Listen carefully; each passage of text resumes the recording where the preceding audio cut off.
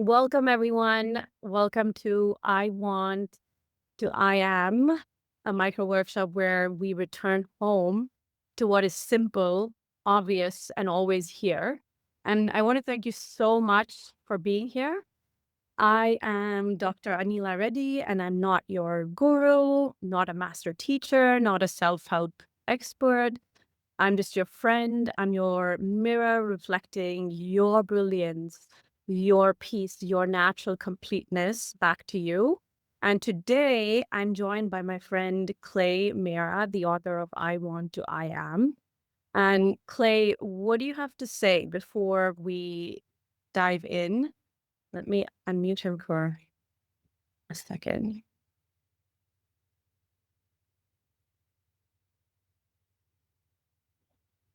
So, hello everybody, and thanks, Anila, for giving me just a few minutes or a few seconds to actually speak. Um, I thought about this workshop, um, and it was promoted as it was going. Anila and I were going to do it together, but what I realized is, first of all, everybody's here to listen to what Anila has to say. Her voice is much more melodic. Everything that she says, she and I are pretty much in alignment with. So if you've already downloaded the book, if you've read it, um, you'll see that this workshop is sort of, the book was used as a template, but I'm only going to be here in a support role. So at the end of the workshop, if you have questions specific to the book, I'll be happy to address them. Other than that, though, I'm going to sit back and let Anila do her thing because she does it quite beautifully. So that's all I have.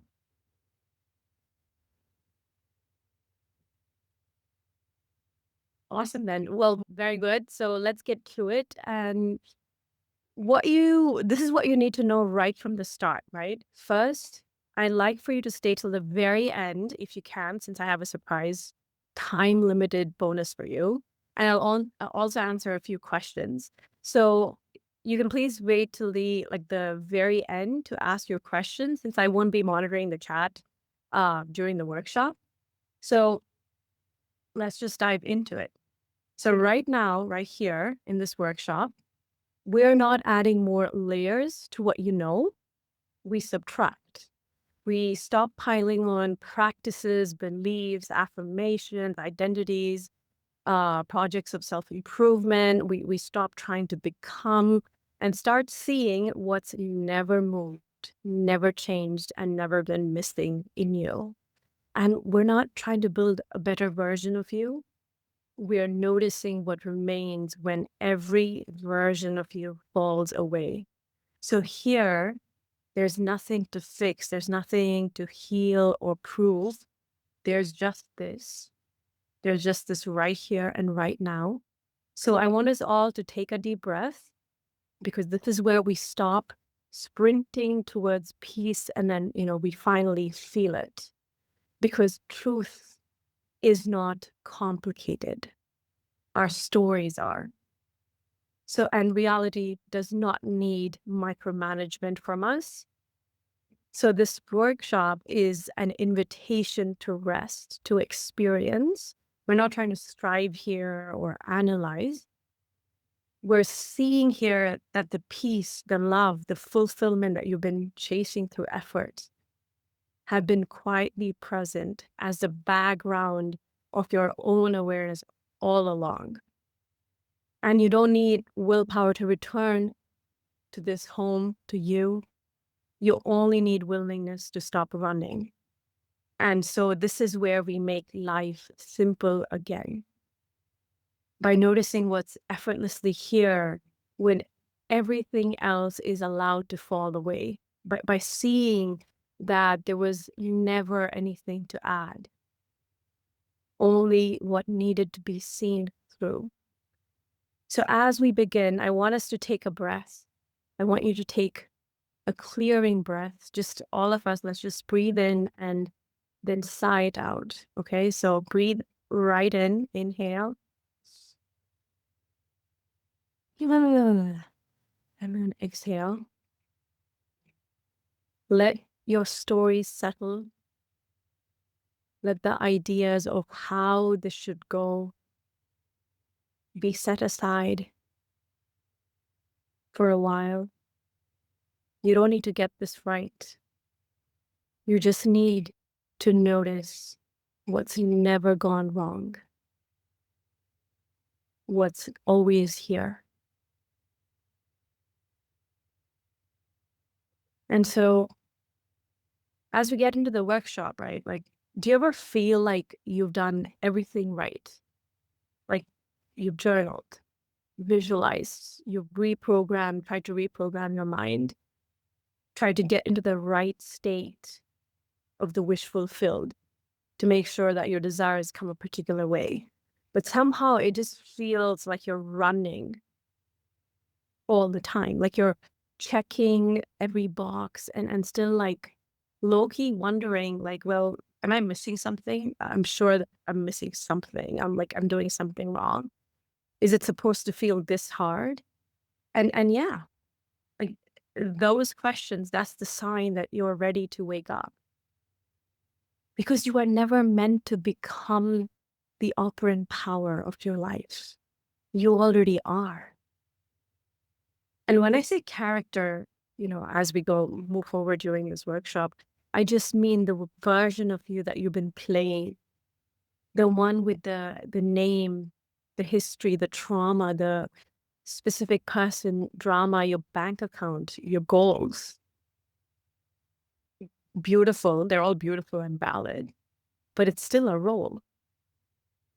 And this whole workshop is about moving from I want, which keeps us on the treadmill, right, to I am, which is rest.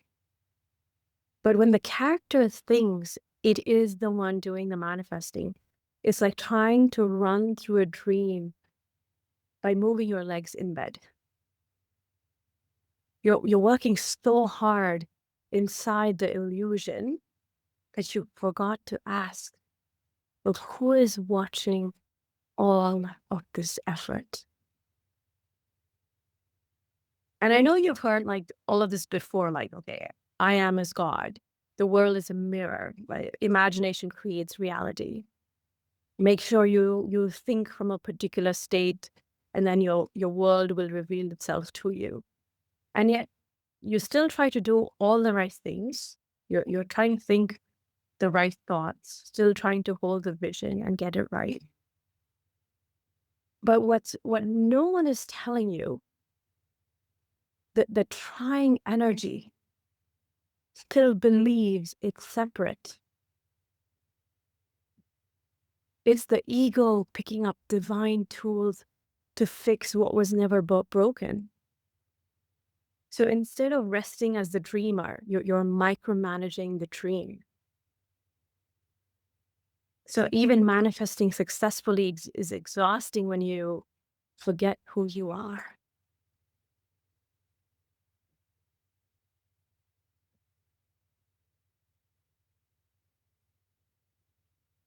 And intermittently, I will pause to also admit people to the workshop.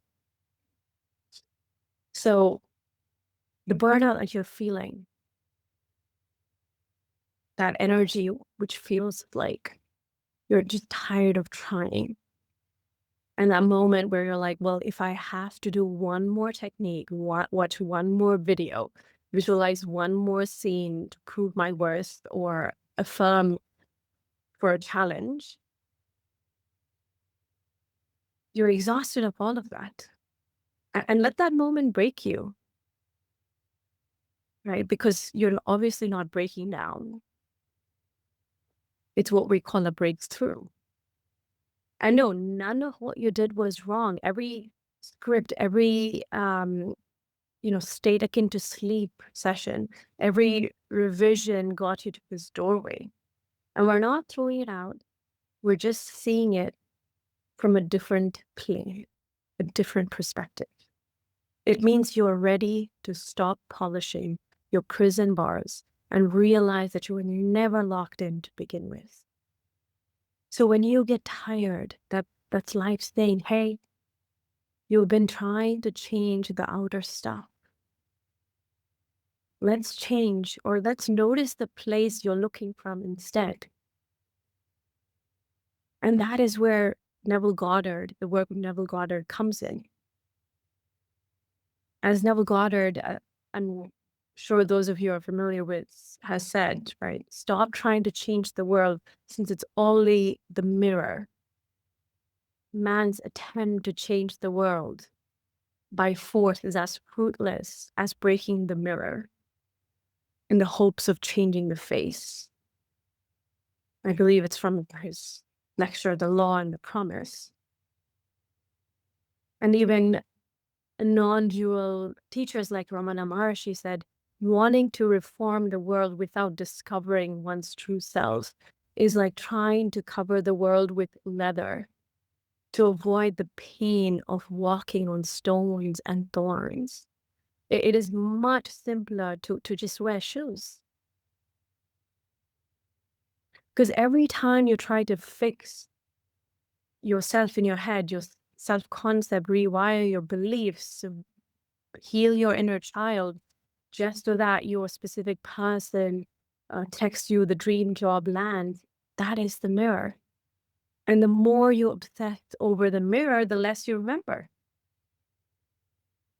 Because you're forgetting that you're not in it. You're the one watching it all. And I'm going to introduce right now for us to pause for a moment. And I'm going to share a guided pause with you. Just close your eyes if you want, or just relax your eyes. Let the breath do what it's doing. And now bring to mind something that you've been trying to manifest, where you've been kind of having stress about. Feel how your body tenses. Maybe it's a little bit, maybe it's a lot. That's fine. Kind of tenses like it has to get this right. And maybe your chest tightens, maybe your jaw clenches. And now let's pause, and I want us to ask, who is the one trying? I want you to feel for this one. Notice if you can find this one. Can you actually locate the one doing all the effort? Or is there just awareness?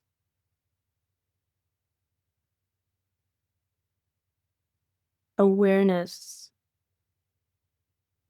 noticing itself.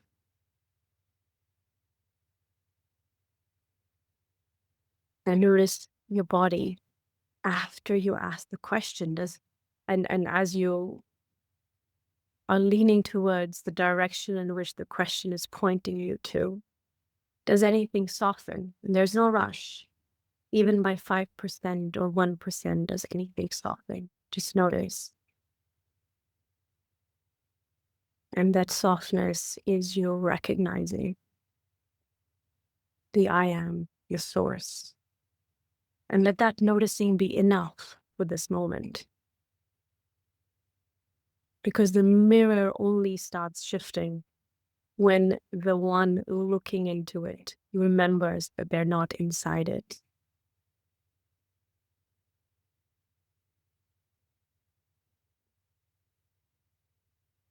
Even the scripture says in I believe, the book of Psalm, chapter 82, verse 6 to 7, like, I said, you are gods, sons of the Most High, all of you.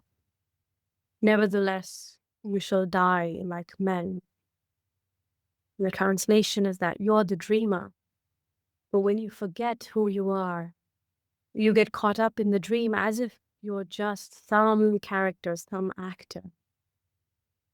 And Neville said it too.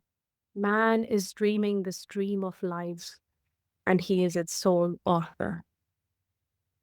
But when you're in the dream, it feels real.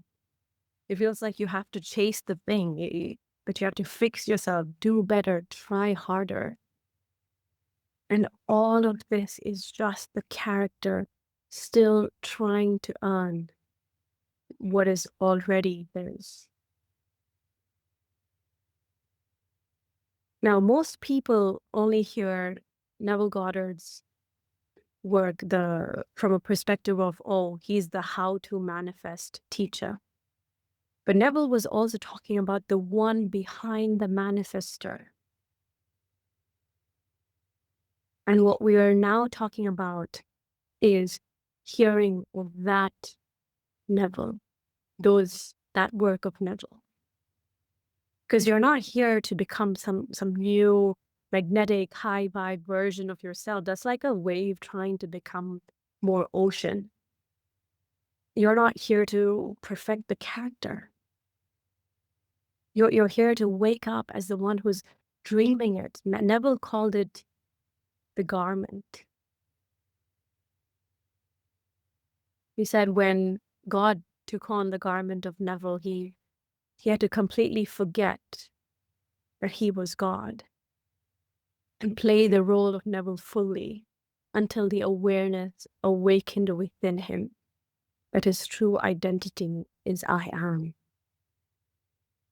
You forgot on purpose it was a game because you are awareness, you can do anything. And now you're waking up. And waking up does not mean you're fixing the character. It means recognizing that you're not the character at all. So I want for us to try another guided pause. I want you to imagine just your life as a movie, right? You, the character, are in it. You're doing things, wanting things, desiring, trying, hoping. You're seeing yourself as this character. Now I want you to zoom out. Can you feel the screen that it's all playing on? That awareness does not change no matter what scene shows up. That screen does not change, regardless of what's happening on it. And that awareness is who you've always been. It doesn't try, need, fix. It's not efforting. It just is. And it's been here this whole time. And of course it feels like something is missing, only because you were looking from the wrong seat in the theater. So if you're feeling exhausted by manifesting, it's not because something is wrong with you. You're just ready to just stop pretending like you're the one who has to do it all. So the real shift is from I'm the one making it happen to I am, and that everything unfolds inside of me. And even when I'm using the word rest here, I don't mean you're stopping to live your life. You can still text, create products, pages, work on projects, still date. The difference is it's not coming from, I hope this proves that I'm enough. It's coming from, I am, I recognize that I am. So this is just an expression. And all we ever needed was less pretending. Less pretending. And every step to being right where you are right now was needed. And if it was not needed, you would not have taken it. So truly nothing was wasted. Not one bit was wasted. And if the mind asks, well, but how do I stay in the I am, the source? You'll smile because you'll realize that I am doesn't go anywhere. It's everything else that comes and goes. Just be with that for a moment.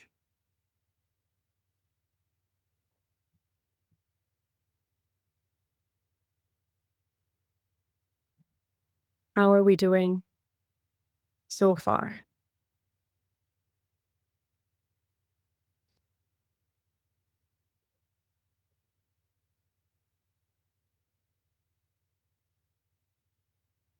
Okay, I see some hearts. Wonderful. All right.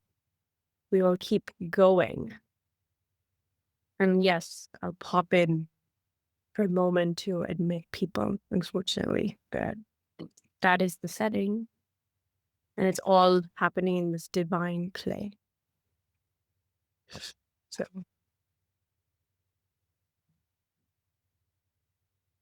so yes, to go into the next session, right? I think we also have to kind of ask ourselves, who is the one that wants? As Neville Goddard said, like, are you not aware of a presence, a feeling of I am? It is this awareness that is cause of all phenomena. Because up until now, most of us have been chasing freedom with a leash tied around our neck, even in spiritual circles, even in manifesting teachings. We've been trying to get free as a character, trying to become the worthy version, the healed version, the magnetic version, the embodied version. We've been using tools like affirmation, state, like trying to assume a certain state, stay in it, subconscious work, inner child work, scripting, all of it to get what we want. And on the surface, it looks like inner work that we are evolving. And sure, there is some benefit to it. But if you truly look closely, there's a hidden identity hiding behind the whole thing. An identity that assumes I am the one who wants, I am the one who lacks, and I am the one who must become something. And that identity, when it's never questioned, is what keeps the entire spiritual treadmill running. So we're going to pause this treadmill and ask the only question that matters: who is the I that wants? This is not a riddle. It's not some spiritual flex. It's a doorway back to the only real freedom there is.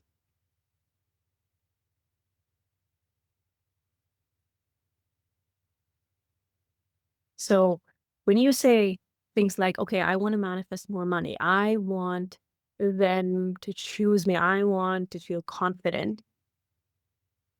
When was the last time you stopped to ask, okay, who is this I that wants that? Most of us never do.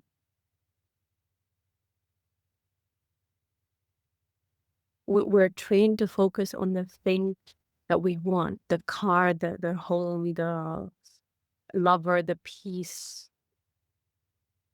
We do all sorts of things to get it clearly affirmed script, but we never question the one who is doing the wanting. And that's where the entire illusion sneaks in. Because the one doing the wanting, the separate self, the personal I, this character, is not who you truly are. It's a collection of thoughts, a character, a bundle of memories and desires showing up inside you. And yet all your manifesting has been in service to that false self. So what happens when you pause that habit? What happens when you stop looking at the object and gently or quietly look at the subject instead? When was the last time we did that? Let's find out. Let's try that out now. Once again, I want us to just close your eyes, if it's safe to do so. Or just, let your gaze soften. Now let whatever desire float to the surface, something that you want, something that you've been working on receiving or manifesting. Let it appear. And now, instead of fixing your attention on the desire, I want you to pause and ask yourself, who is the one that wants this?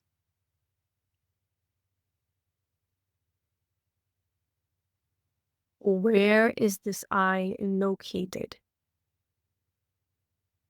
Once again, see if you can find that I. You won't be able to. What is it made of? Ask yourselves. Don't answer with your mind.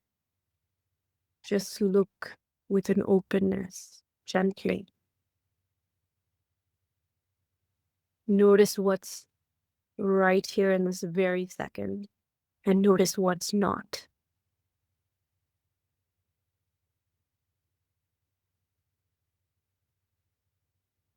Just take a slow breaths too.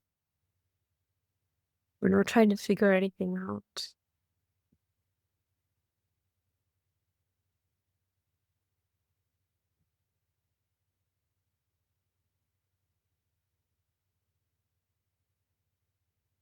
So most people's spiritual journey, right, began with the law of attraction, the secret, the idea that thoughts create your reality. And at first, this feels empowering. You're no longer a powerless victim. You can now think your way into your new life. But soon you're like, oh, I'm monitoring every thought, policing every low vibration, low state, or it's the wrong state because I have fear or doubt, judging yourself for not manifesting fast enough, wondering if you're healed enough, worthy enough, positive enough. And it becomes exhausting because the separate self, meaning the character, the ego, hijack the entire method. So instead of realizing that you are already the source, you started acting like a separate self, trying to become the source.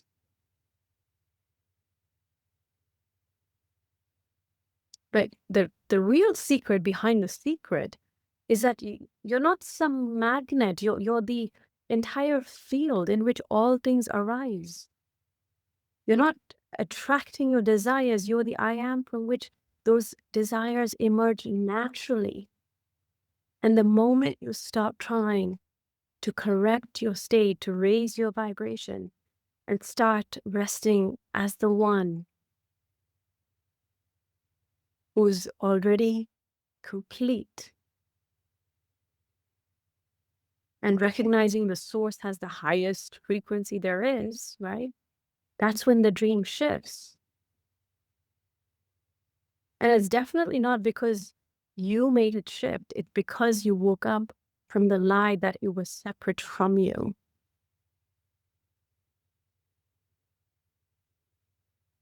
And once again, I want us to pause as you notice this guided pause question. First, I want you to notice the sensation of trying. Notice if you've been efforting to get it right. And now set all of that aside for just a few moments. And then breathe and feel into this next question I'm about to ask you. What if you never had to match a frequency ever again? What if the thing you want could never ever leave you? It has been inside source all along. And what if trying was what created that temporary illusory distance?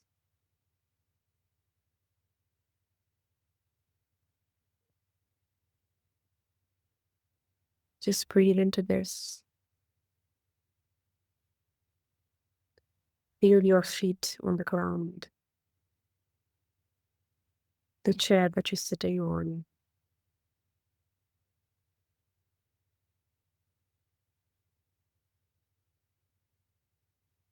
And now we can explore, you know, the section about like resting in the name of God, right?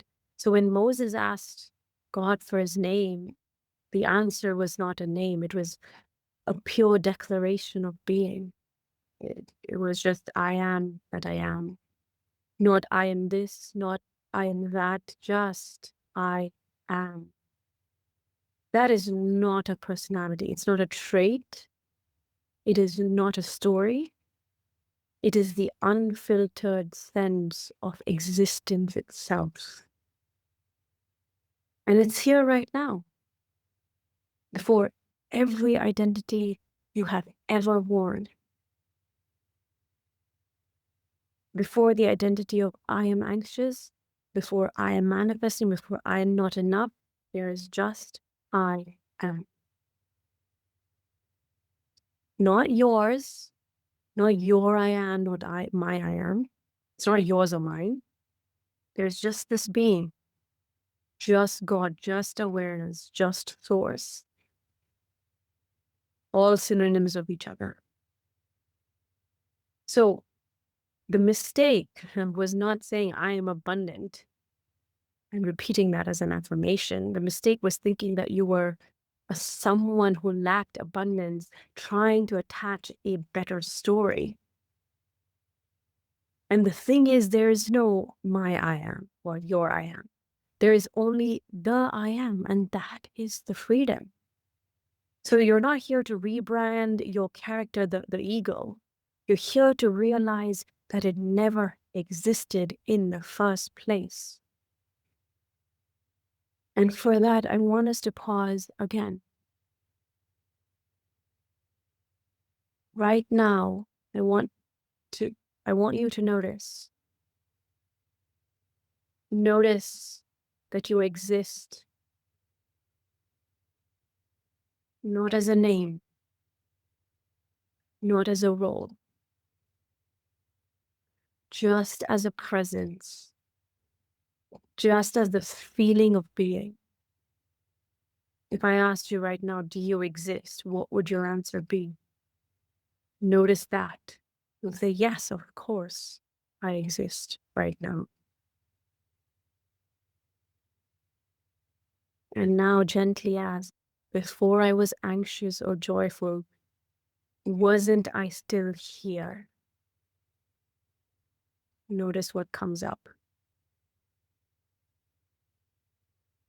Before I was manifesting, wasn't I already being? Before any story, what truly remains? Rest here for just a few moments. Let your breath find its own rhythm. You don't have to hold it. Awareness is already breathing for you.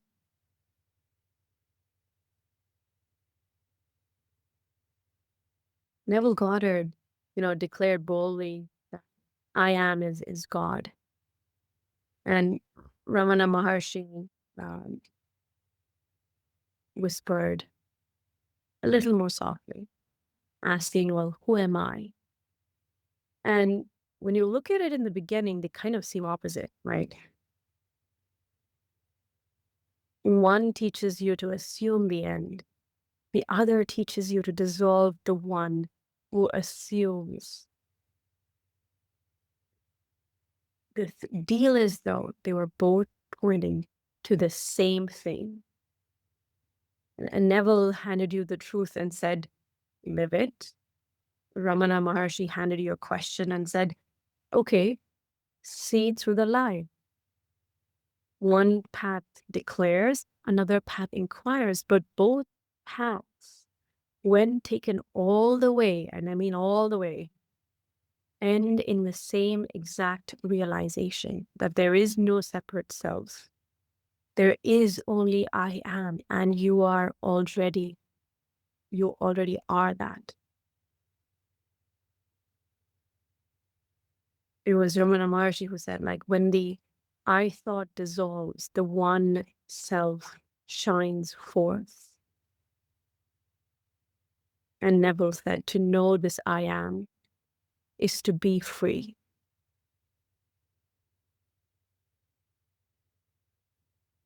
Once again, to really let it sink in, let's look at another guided pause question. Just take a deep breath and let that question arise again. Who is the one that wants? Don't look for words. Just feel into the space behind the question. Is the character answering? Or is there something deeper there?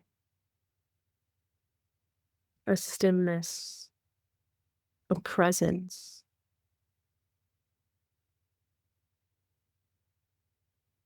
And notice this, everything that you've ever desired has appeared inside of this awareness, this source.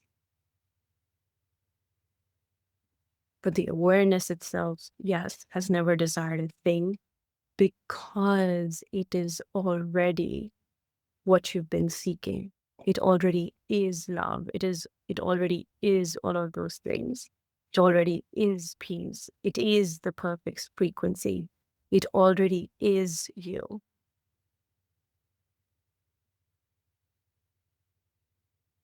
Once again, take another slow breath. Let your shoulders drop. Feel the simple fact that you're breathing, that you're existing first. That existence is already happening by itself. There's nothing to fix here or get right. Just this quiet, alive awareness, the source noticing. And you might still feel waves of thoughts or emotions, maybe restlessness, desire moving through you. That's perfectly okay. Desire is not the enemy. It's just life expressing itself inside the ocean that you are. But the difference now is simple. You know that you're not the wave chasing the shore. You are the ocean, letting every wave rise and fall in peace.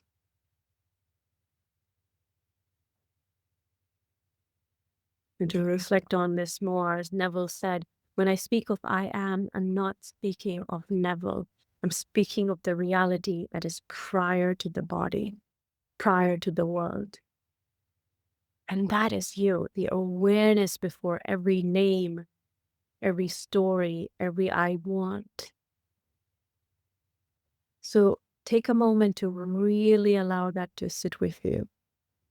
The stillness behind all motion, the stillness behind all thoughts.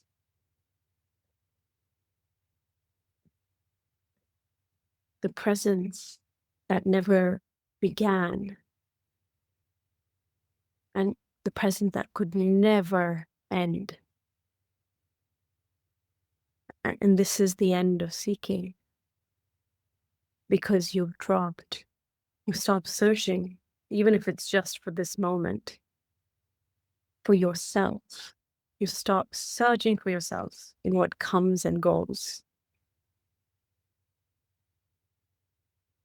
So whenever a desire or thought or I want appears, just pause and ask, well, who is the one that wants?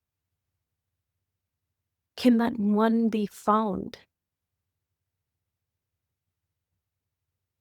And then breathe, feel the body. Notice that awareness is already here, that which is open, spacious, unchanged. And you certainly don't have to silence the mind. That's all rubbish. The mind cannot interfere with awareness. It doesn't need to be quiet for you to see it. You don't have to force stillness. Just like the screen on which the movie appears, you don't have to clear away the images on the screen to notice the fullness, the stillness, the completeness of the screen. Because you are the stillness noticing the movement. And every desire is safe to appear, every emotion is welcome. And you, the I am, the source, are never moved. This effortless being is the manifestation, everything else is the echo. There's an important Neville daughter quote that says, as I'm sure you're familiar with, desire is the voice of God telling you what you already are. So the desire is not the problem. Misidentification is. Most people think the goal of awakening is to transcend desire, to become some emotionless monk on a mountain, or just sipping air, unbothered by cheesecake or relationships. That's not always freedom. That fear wearing a robe for most people. And yes, there can be a true desire to be a monk. That is still a desire. So you don't have to kill desire. You only need to see where it's arising from. Because as we've been talking about this always in our videos here, desire is never the problem. It is the place that you're desiring from that decides whether it feels like flow or it feels like suffering. When you think and mistake yourself to be a bundle of memories, thoughts, labels, which is a separate person with a body and a past, your desires get filtered through that identity. And once that happens, the pure movement of God starts sounding like, oh, I need this desire to prove myself, to prove that I'm enough. Oh, if I don't get it, it means I've failed. Maybe I'm being tested. Oh, why is it taking so long? I'm missing something. That is not pure desire. That is desire hijacked by separation. It's a hijacking. So here's how desire gets distorted, okay? So when you mistake yourself for the character, every desire becomes a job posting for the ego, for this character. And the job posting kind of reads almost like, oh, we are hiring validation, urgent opening, you know? And now naturally the energy of desire feels like urgency, pressure, self-pity, self-judgment, comparison, waiting. But when you are resting as awareness, the same desire can show up and feel completely different. It's not now I need, right? It's now it's coming from, oh, how beautiful that life wants to experience this through me. The desire is still moved, but it is not yours. Meaning the characters, it's not the characters, it's God's creative rhythm unfolding. The same ocean wave, but without the panic of thinking that it has to make the tide happen. And as Neville says, your desire is the stirring of life within you, seeking expression through you. So once again, I want you to close your eyes, right? Just to kind of notice these two desires, two kinds of desires. But something you've been wanting come to mind, maybe a relationship or some money or opportunity, a new experience. And now notice the texture of it. Does it feel tight in the chest? Maybe some heaviness in your stomach? Like the pressure of fear of, when will it happen? Like, oh, it's annoying. It's taking so long. I don't know if I can apply all of this to my life or not. That is desire filtered through the story of me, the body mind, which is the character, the separate self, the ego. And now take a slow breath. Let the body rest. And simply notice awareness itself first, the quiet space behind it all.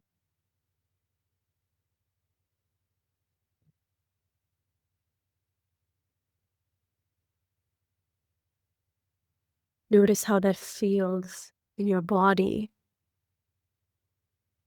when you imagine now the same desire, but as life wanting to express itself through you, like a wave wanting to dance, like music, just music wanting to be sung, like awareness saying, I'd love to taste myself as this experience because I am is all there is. I am all there is. And notice if there's any kind of lightness at all. Don't force any kind of feeling. You can always revisit this later and notice it's the same desire, but a different I. And that is the shift also from I want to I am.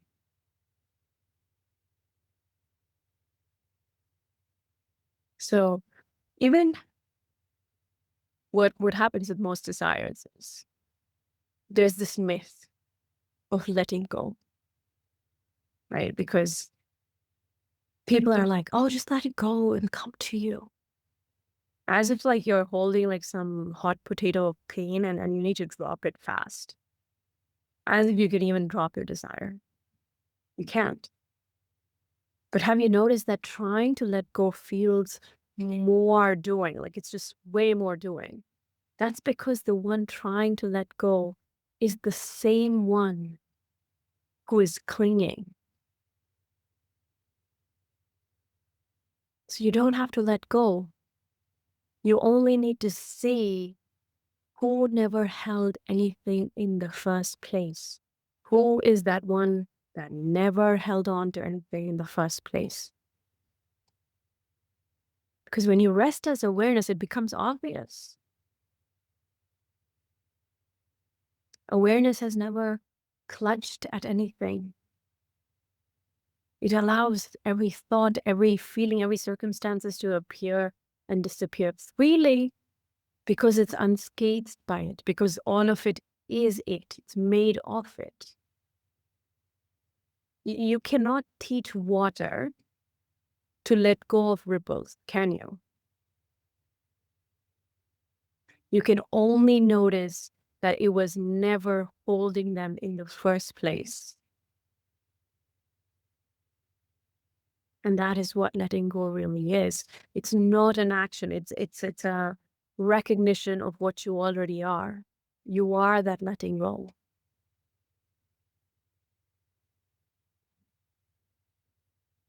And now for another guided pause question. Rest your shoulders and just again bring to mind something you've been struggling to let go of.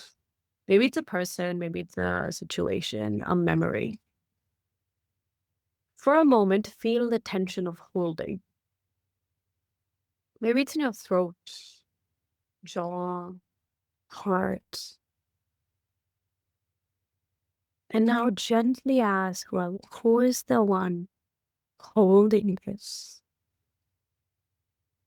I want you to pause and actually look for that one. Can you find a solid me that is gripping? Search your experience. Don't try to think about it. Or is it just sensations appearing inside awareness? Just be here for a moment.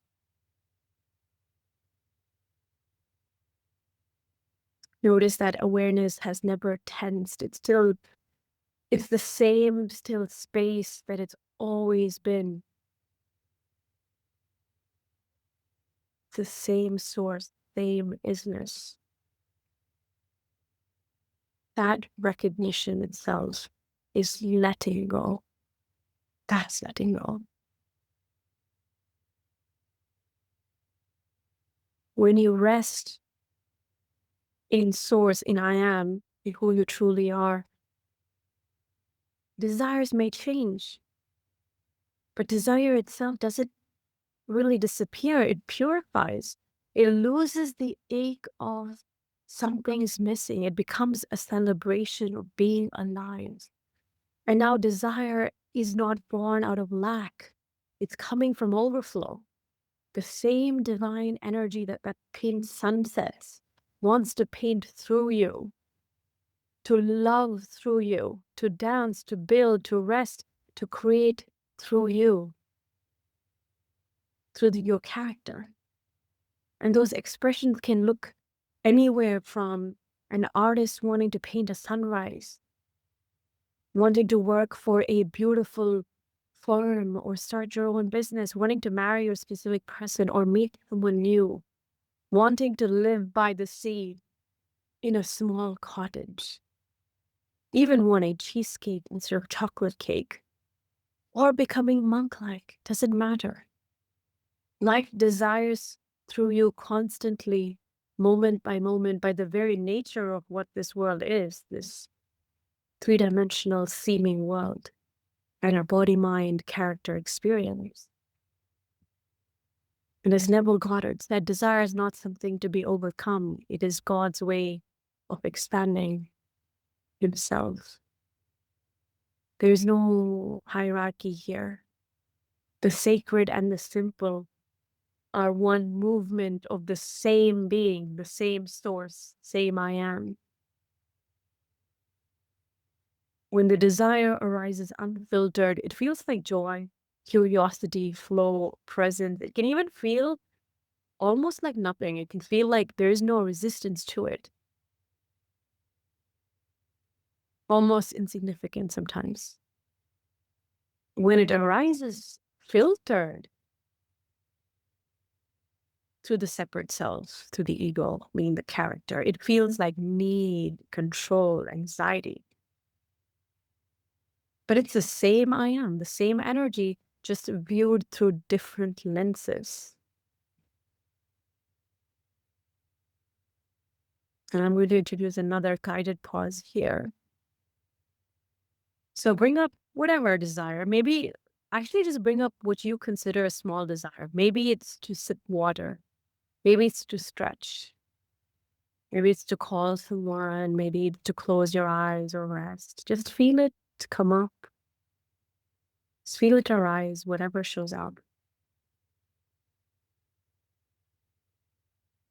And notice, even if you look back at all these small, seemingly small desires that came up, just notice, did you decide to want that? Or did the wanting appear all by itself?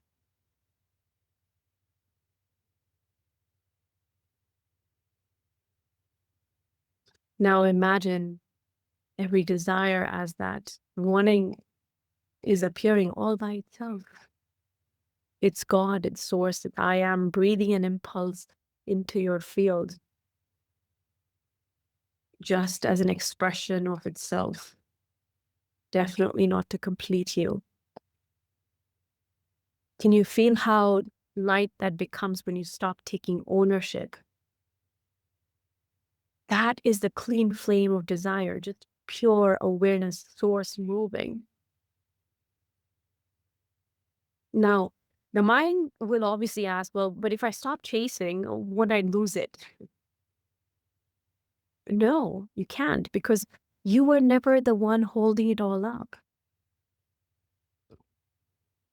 This kind of letting go does not make your life fall apart. It lets your life finally breathe, because you're not pushing against reality anymore. You're noticing that it's always been moving perfectly.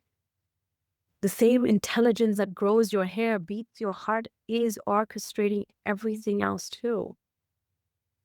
You're not here to command the tide. You're just noticing that it's already flowing in your favor.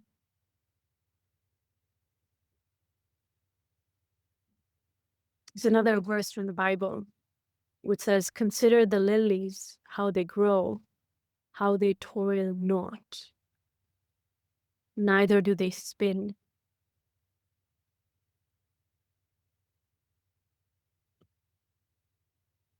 And with that, I would invite again another guided pause. Notice one thing happening right now without your effort. What's happening right now without your effort? Pause and notice. Maybe it's your breath. Maybe it's your heartbeat. Maybe it's the hum of sound around you. See how it all just happens?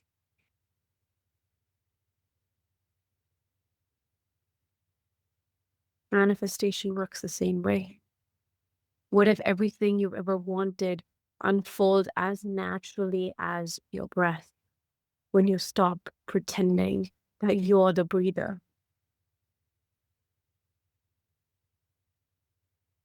Feel that truth, the ease of it, the spaciousness of it.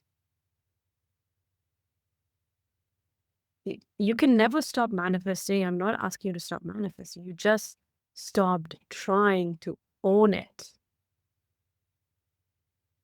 So you don't have to stop desiring. You don't have to detach. You only need to recognize that desire is not you reaching for life. It's life reaching for you. So when you rest as I am, you'll notice desire continues, but now it's unfiltered. It carries no anxiety or bargaining or waiting. It's like wonder in motion, God expressing as your curiosity, your preferences, your joy. Because you're recognizing that you're the space where everything belongs and stems from, the seen and unseen, all flowing, all allowed.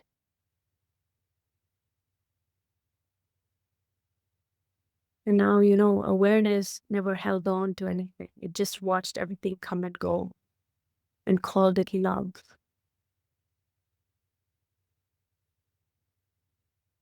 So when the desire comes up, you can check, hey, is this desire arising from the story of me or from the stillness of I am? And you'll know by the feeling if it's feeling tight that you need it. It needs to be fulfilled, otherwise you can't relax. That's ego filtered, character filtered. If it's open, if you're feeling open, then it's coming from pure awareness, pure I am. Either way, don't fight it. Let's just notice it. Let it bloom and fade. You're not the gardener anymore. You're the garden. You're the sunlight, the soil, and the breath of God moving through all of it.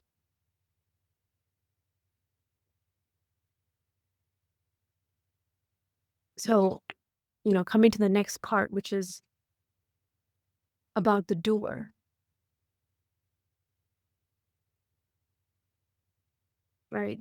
What is important for us to know is you're not manifesting as the character. Your character is the manifestation, and let that land. This is not supposed to be like just some spiritual metaphor or some phrase. It's what Neville meant when he said, man's uncritical acceptance of the sense of I is the main obstacle to his rediscovery of his true being. The I in you is God. It is your awareness, your consciousness of being. In the lecture, The Uncritical I.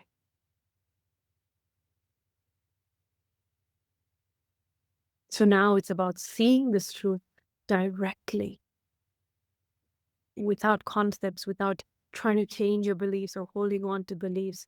Just a mirror with nothing left to reflect. And we can look at that together.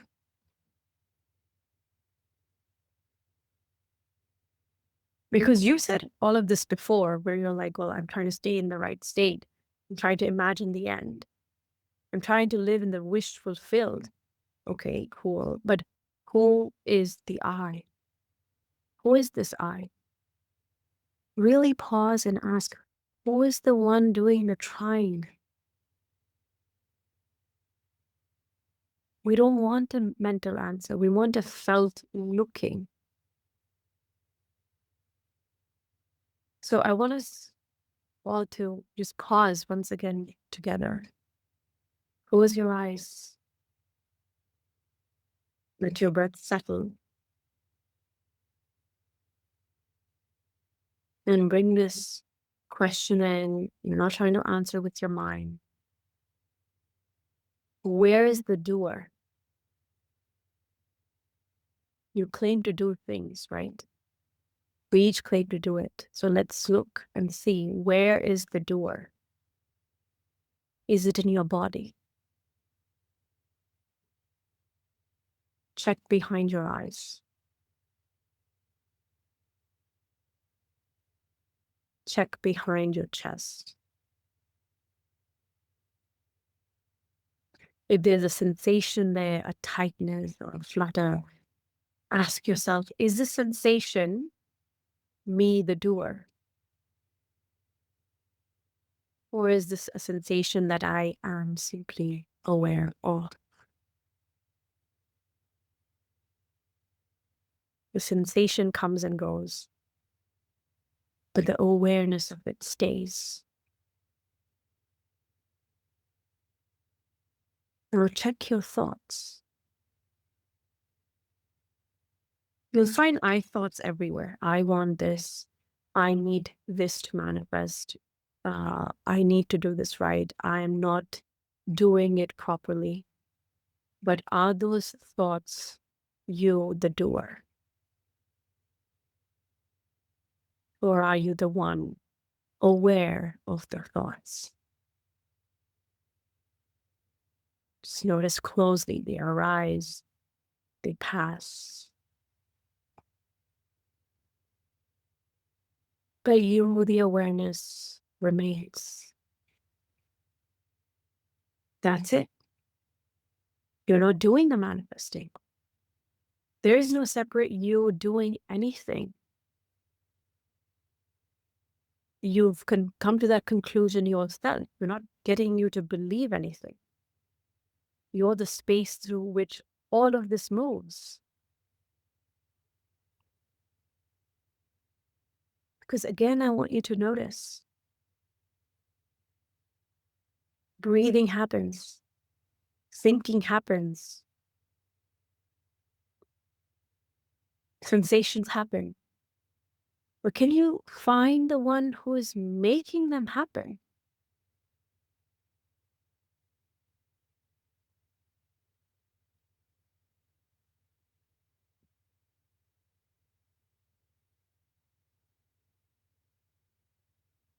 Just notice.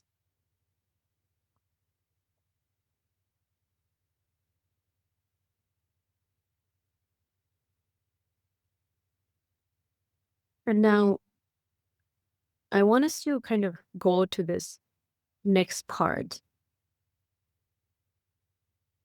We create an image in your mind with the help of Neville. Like Neville gave us all a metaphor. He said, you're not the mask you wear. You are the God who is playing the part of you. From his lecture, he is streaming now. So we'll call this like the Daniel Day-Lewis test, right? Imagine Daniel Day-Lewis, he's an actor, playing a role. He becomes the character. He eats like him. He dresses like him. He even walks, talks like him off camera. For weeks, he's fully lost in that role. But one day, The director calls cut. The light fades. And then Daniel remembers, oh, I'm not this oil tycoon. I'm not this murderer. I'm not this wounded man. I was just playing this role. So I want us to look at that in a similar sense. So in this following guided pause, I want you to close your eyes again. And this time, I want you to bring the character to mind. Just your character to mind, whatever your character is. The one that's been trying to manifest, the one that with the dreams, the one with the struggles. Bring up an image of them. Bring up their name, their face, their life. And now ask, am I this role, or am I the one watching this role arise?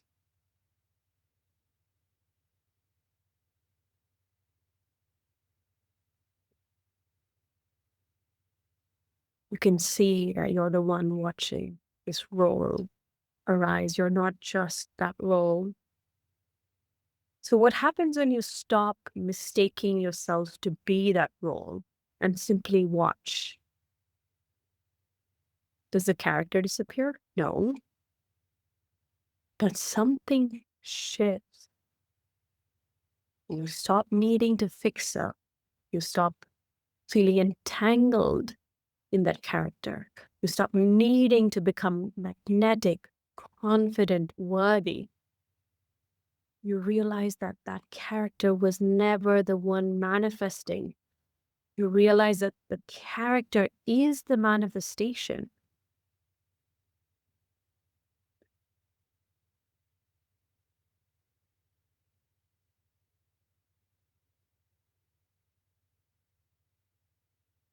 And there's another quote that comes to mind. I think Neville said it as well. He said, nothing is lost when when the actor remembers himself. The play still continues. Only the tension of forgetting drops away. So every character in a play, their desires, their actions, their outcomes, they are risen in. They're not manifesting, they're being manifested. In the same way, you're the actor, you're not the part.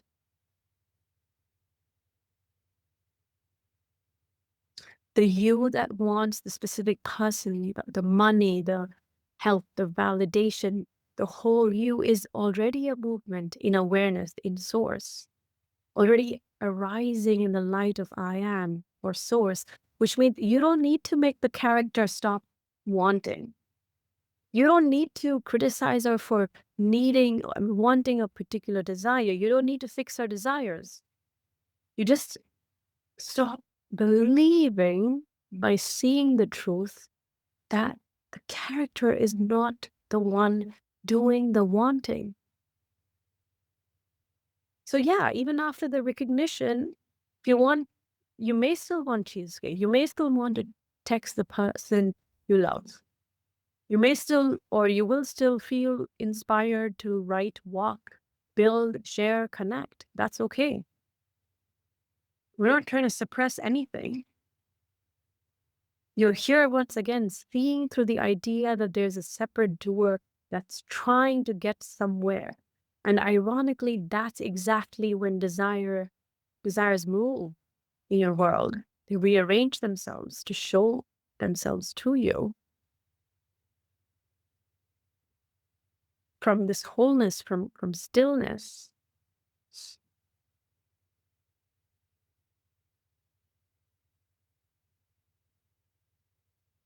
And now look at any of your desire once again.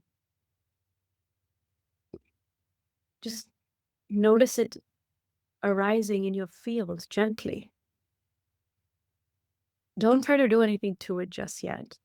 Just ask yourself again, am I the one trying to manifest this? Or is this just showing up in the space of me? And now rest. Notice how, even without doing anything, life will start moving. That is present, that source. And the actions that need to arise will still arise. The song will be written, the email will get sent, the date will be booked, the course will be launched, whatever it is, it'll happen. But it won't be you, the character, doing something. It'll be life moving as you. And this is the end of that spiritual exhaustion, because you've been trying to get the character to manifest. But what you're discovering is you're not even the one playing the role. You are the awareness the role is playing in. And now you get to rest. Now you get to play. Now you don't feel the need to chase anymore. That's freedom. That's the I am. You get to live life simply as you.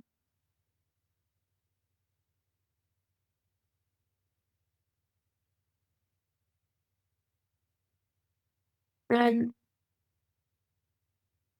now if we look at this next part, and let's just say you've had the biggest realization of your life. You finally saw it. You finally saw that you're not the character.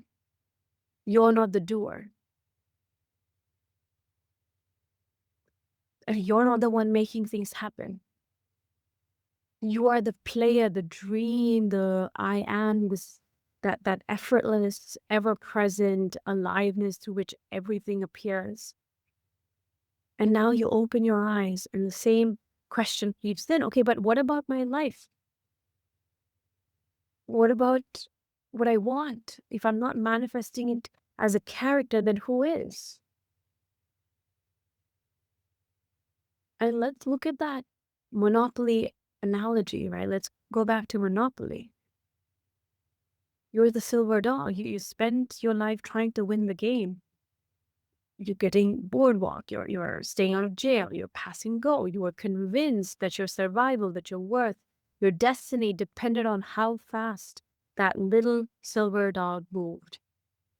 Then you wake up and you realize that you're not the token. You're not just that.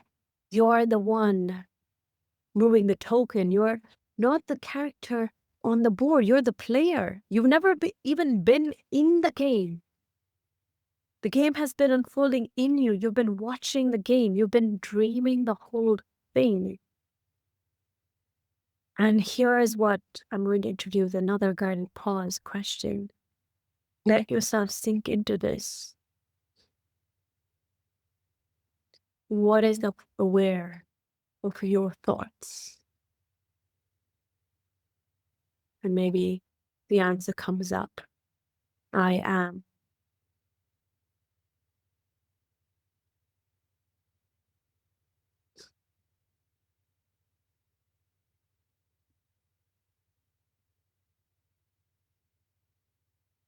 What is aware of your desires?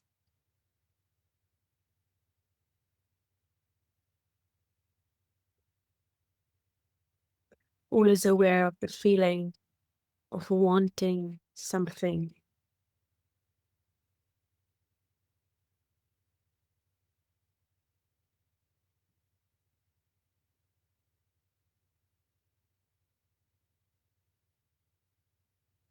Notice that awareness.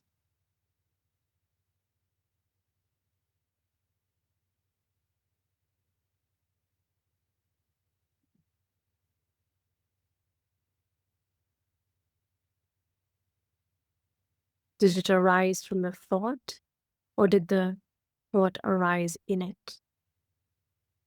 Just notice.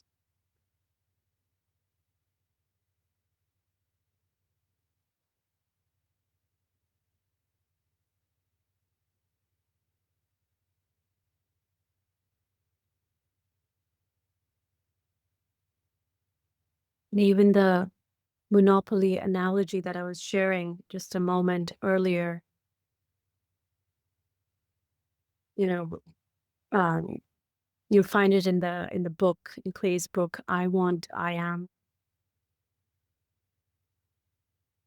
And it ties in here perfectly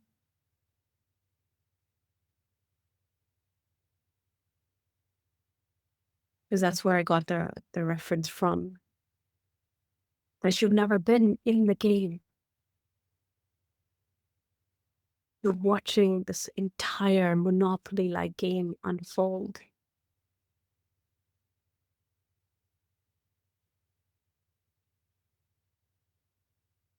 So when you try to manifest from the character, it feels like reaching.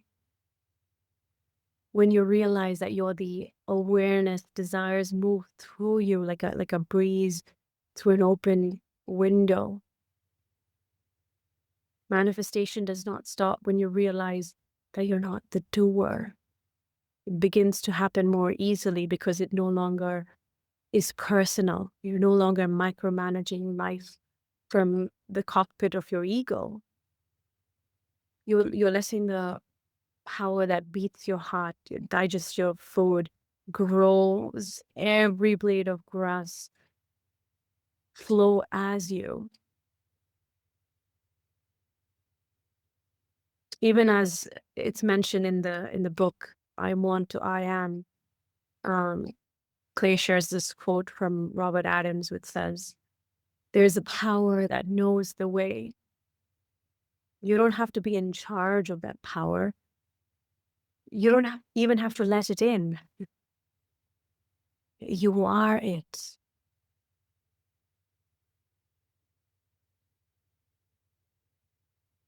And to hone in on that once again,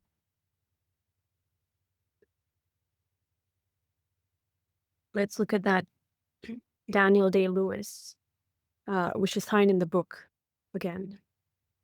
Imagine Daniel Day-Lewis playing Abraham Lincoln. Total commitment, voice, posture, the walk, emotions, mannerisms. He becomes Lincoln on set. But off set, he knows, well, I'm not the character. I'm the actor. But what happens if Daniel forgets he's acting? What if he starts believing that he is Lincoln? He'll suffer. He'll worry about war, legacy, nationhood, all from a false center. And this is what you've done with your identity. You're the actor, the timeless awareness. But you believe that you are the character, the limited ego self with burdens and needs and goals. And so, no, you don't have to kill the character. You cannot even kill it if you tried. That's like saying, can you kill a mirage in the desert sand? No, you can't. Because the reality of the mirage is just the desert sand. It doesn't exist on its own. It doesn't even truly exist. So each of us just have to stop mistaking ourselves for this character. The character can remain, let the preferences stay. The desires will arise, preferences will also arise. Just know who is watching.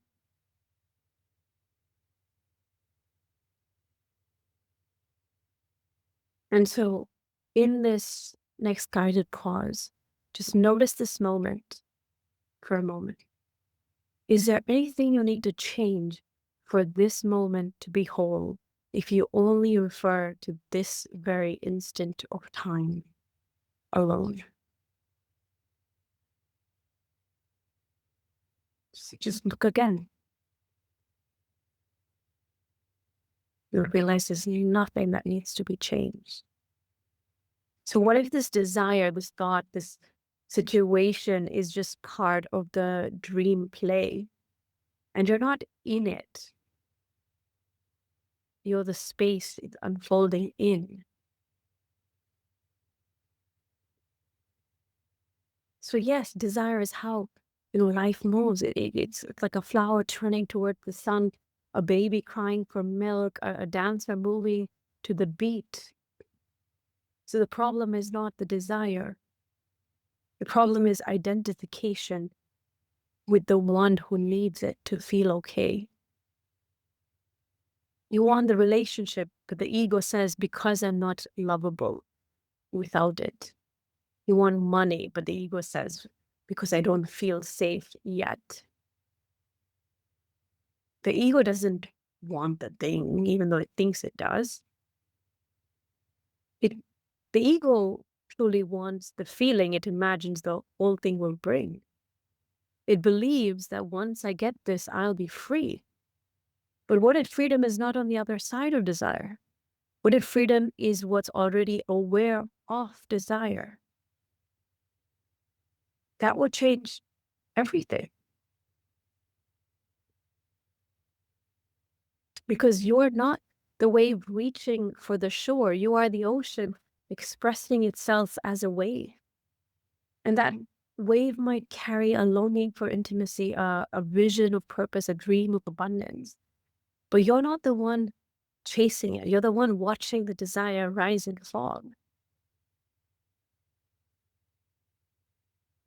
When you notice if it comes from wholeness, the desire feels like breathing. When it feels it's filtered through the character lens, it feels like clenching. That's your guidepost as well.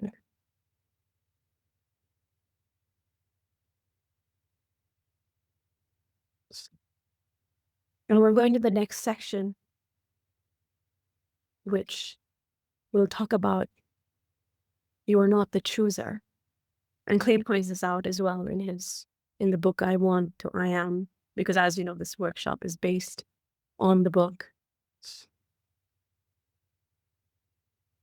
The you're not the chooser part is a big deal for sure.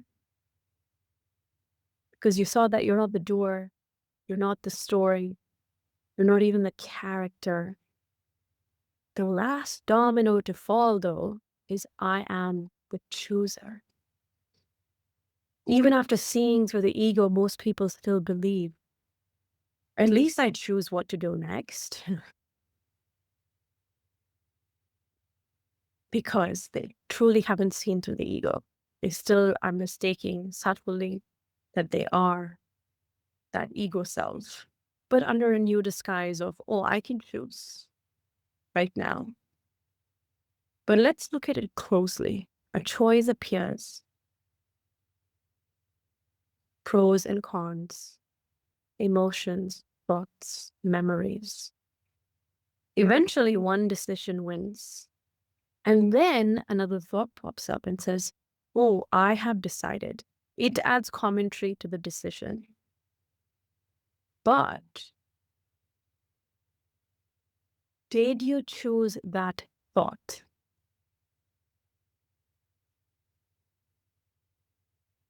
Or did it just appear? Can you even find the chooser in your experience? Or is it just another thought arising in you?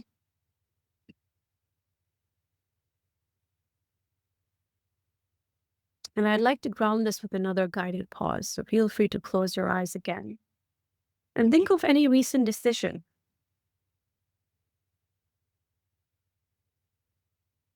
And now ask yourself, what moved first? Did you create the thought, or did it come to you uninvited? That's the miracle. You're not even the one picking thoughts. You're the one watching them float by. That's the real freedom. It's not the freedom to choose, because the real freedom is the freedom from the one who thinks it's choosing.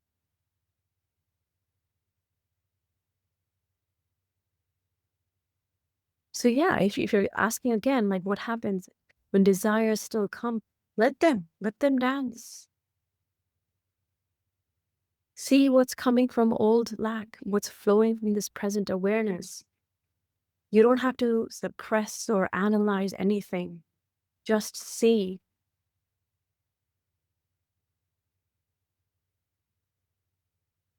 Neville Goddard said, you do not have to do a thing to bring your desires to pass. It comes to you naturally as a gift. It's not something you earn, it is a grace.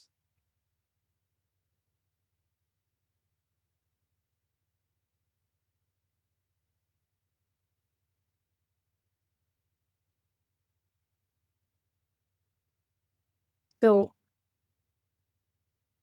right now, once again, notice, feel the desire that's on your heart today. Don't push it away or cling to it. Just notice, who is it appearing to?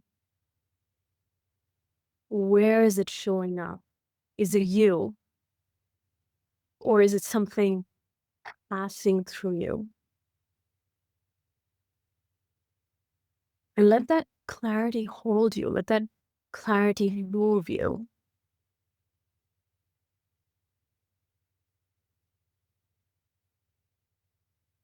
And now we go into the next piece of this,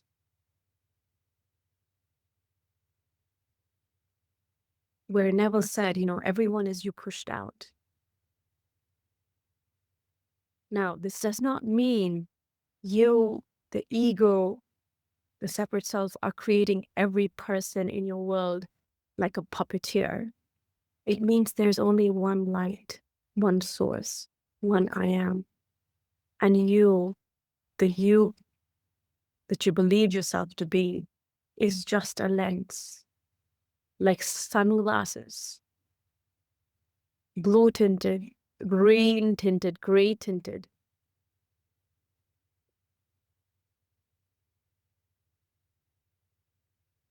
And as my friend Clay rightly said in the book, like you see the world through that filter of those sunglasses. And everyone else, they're wearing sunglasses too. But the light itself, this awareness itself, it's the same behind every lens. So now once again, I want you to pause and think of someone who's been triggering you, maybe mildly, or maybe not. Now set their story aside, set even their name aside, set their identity aside just for a few seconds. Set the filters aside. If you can drop their story, their filters for just a few moments, you can do that. And now notice what is behind their eyes.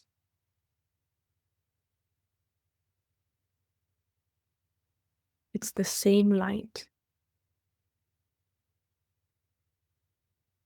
the same dreamer, the same I am. You're not meeting their ego, their separate self or character. You're meeting yourself wearing a different mask.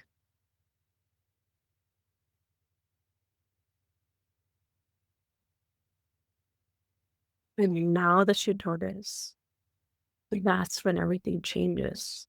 You don't need to fix the mirror. You just stop mistaking your reflection as a problem.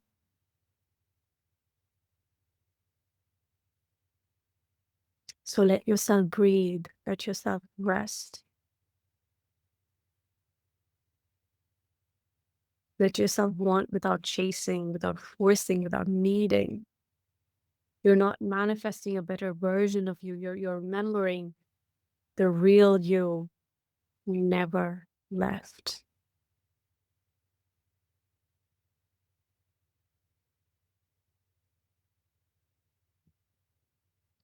So I think it's important for us to look at what letting go is once again.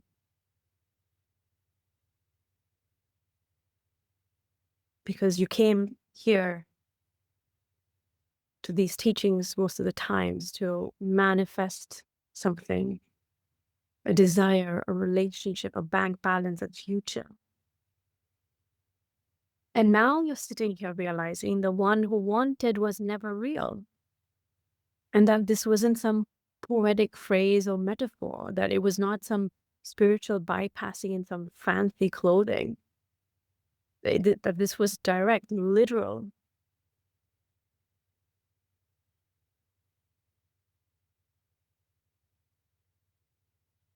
And if the thought comes up, well, I still want my desire. Of course you do. You're not wrong for wanting. But now you get to see what was never missing. The old model of manifestation said, like, you want, you think, you script or affirm, you align, you receive. But the thing is, there's no you to align. There's only I am. So you're not adding alignment. You're subtracting identification with the misaligned version of you. The one who thought she was the seeker, the one who thought she had to let go and trust and do it right. You're not manifesting as the character anymore.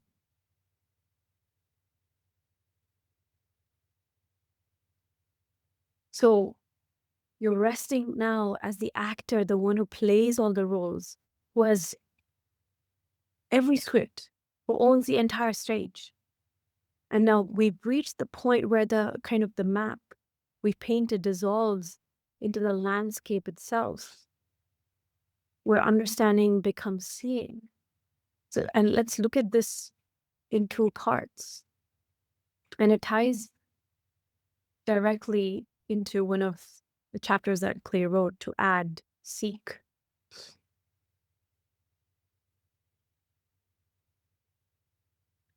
So let's once again slow down and let's look at the first part first, which says, seek first the kingdom. It's not about seeking the kingdom once you've had what you want, not seeking it after you've checked all the boxes, but first. Because the kingdom of God is not a palace in the sky. It's not a concept. It's not a reward. It's I am the present, the invisible awareness that's always here. The kingdom is the reality that you are before becoming a character with preferences. You don't need to seek it. We just have to stop ignoring it. So you're not trying to add peace to the person, the character. We're subtracting the illusion of the character, and the piece that left is who you are. So what if you asked yourself, what if I've never left the kingdom? What if every story about needing something was just cloud cover? What remains if I subtract that story right this very second? What do you notice right here? Feel that. Just let that answer for you. And part two of that quote is, and all these things will be added. What a relief, right? It's added, not earned, not conjured, not visualized perfectly, not repeated in a mirror 5 times a day, added like a flower opening on its own, because it was already contained in the seed of being. So when you rest as I am, when you stop trying to fix, to add, seek, or perfect, desires bloom. They don't come to you, they come from you. From the fullness of the source that was never chasing, from the peace that never moved. And that's when you realize that the seeker is the sought. The character tries to let go and it gets mad when it can't. But letting go is not something you do. Letting go is who you already are, or what you already are. I am has already let go. Awareness clearly doesn't cling. You've seen that firsthand yourselves. So you're not dropping the character. You simply realize that there was never one. And now I want you to once again pause and see.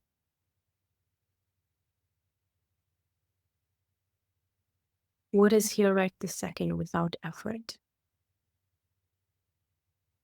Just notice that.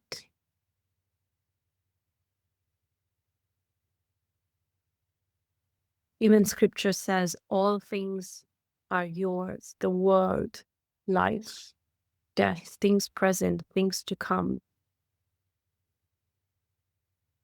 In 1 Corinthians chapter 3, verse 21 to 22. And even Neville Goddard says nothing exists beyond your own consciousness. Everything you ever wanted is already appearing within the one who wants it. So your real inheritance is not the thing.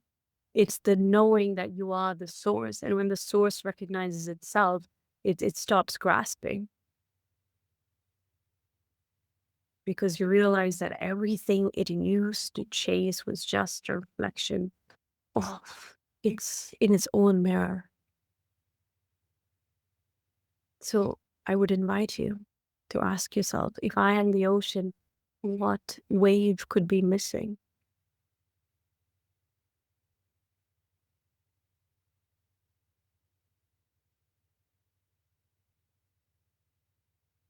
Even Ramana Maharshi says, surrender is the ultimate practice. When you surrender, you're handing over the reins to the self. You'll also find these beautiful non-dual and Neville Goddard integrated quotes in the book, the I Am, I Want to I Am book.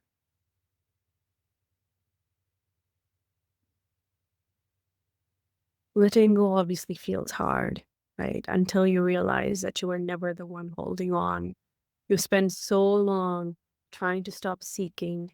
You miss the part where I am was never seeking. The only thing that ever struggled was the mirage. So you don't need to become someone who trusts. You just notice the one who's always been trusted by life itself. The one who breathes your lungs, digests your food, beats your heart, the one who's never once asked for permission. So the question to ask is, what if life is already moving through me perfectly? What if the one trying to control it was never me and you saw it for yourselves? What if surrender wasn't a doing, but a recognition of what's always been done? Because there's nothing more to add here. Only clear seeing left. And when you see clearly, I want fades and dissolves into I am. And everything else is added effortlessly.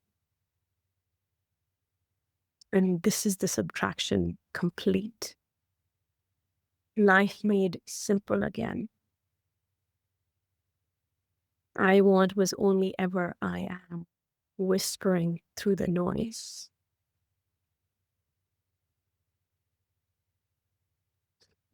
So yeah. And now, here's a surprise bonus that I mentioned.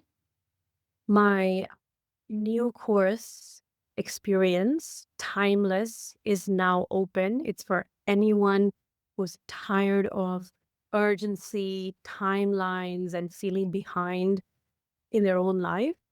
When you join today and you have an exclusive bonus, and that exclusive bonus is that you will get 2 free audio coaching exchanges with me. But this exclusive bonus ends on Monday, November 17th, 11:59 p.m. Eastern Standard Time. And I'll put the link in the chat in just a moment and also send it to you by email. Module 1 of Timeless drops by Tuesday. And here you go. Let me first drop, and I have one more announcement before we dive into questions. Here is the Timeless link.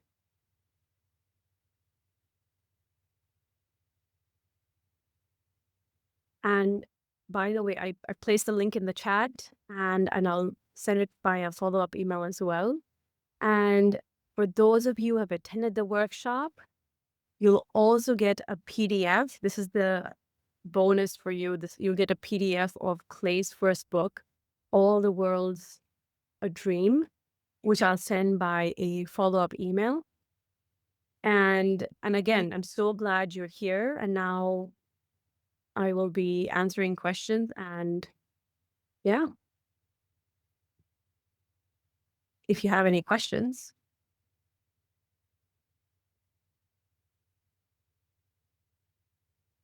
So glad you are loving this. And Clay is here too. So if you have any questions with Clay, you and me, we can both answer. I'm just checking the question. What's there?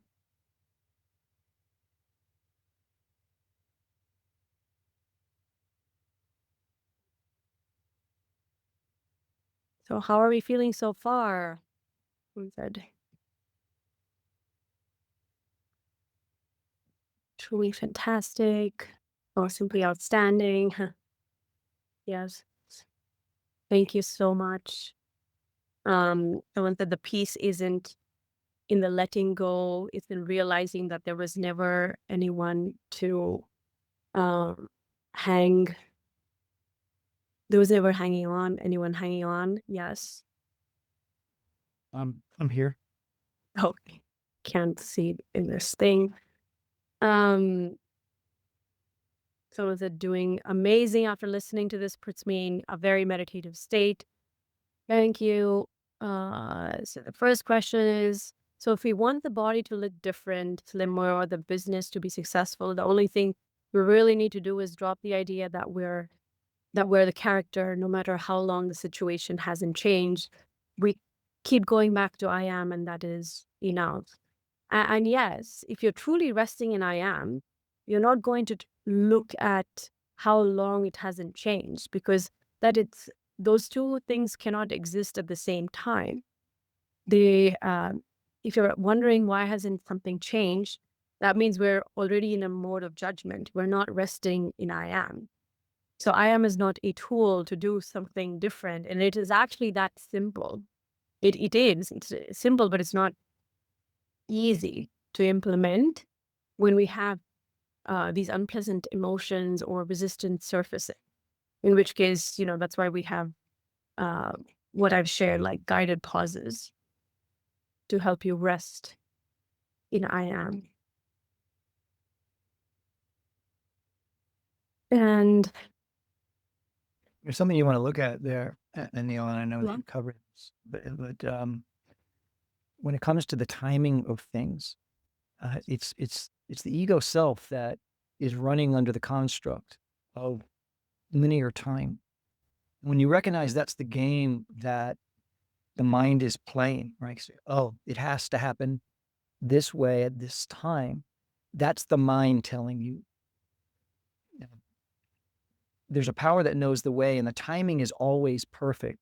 And the ego, the mind, may not always agree with that. But when we begin to trust and rest in I am, in our true self, oftentimes you can just look backwards and see how the timing was actually perfect. So I encourage everybody to look at your own life and see how things unfolded in perfect timing. Just you have to step back. It's hard to see the picture when you're inside of the frame, so you actually have to step back and kind of look and see how things unfolded. A lot of times going forward, you would never figure out, you'd never be able to connect the dots as how things unfolded, but looking backwards, it often makes perfect sense.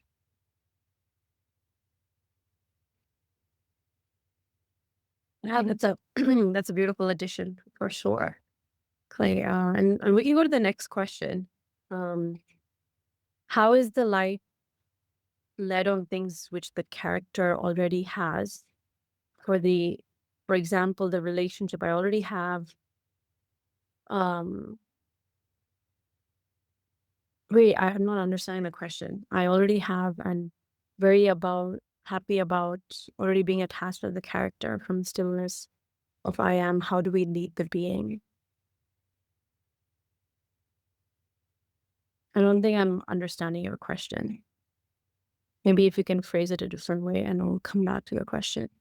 Clay, did you see that question? Um, well, I heard you read it, um, and it sounded to me as if you're looking at how to continuously create that relationship, to keep that relationship moving in a direction that you feel is the right direction. Am I interpreting that correctly? But you know,